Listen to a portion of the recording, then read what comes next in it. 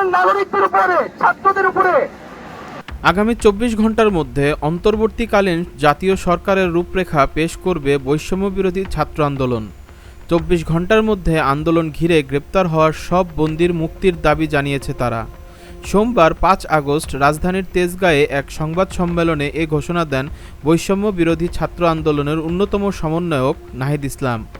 এ সময় তিনি আরও বলেন, ফ্যাসিবাদের দোসরা যেন কোনো সুযোগ না পায় সেজন্য ছাত্র জনতাকে রাজপথেই থাকতে হবে।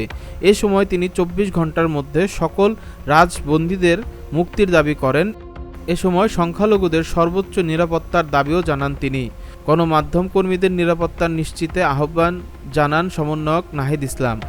অনেক পক্ষ সুযোগ নিয়ে আন্দোলনকারীর উপর দোষ চাপাতে পারে বলে সকলকে সতর্ক করেছেন তিনি।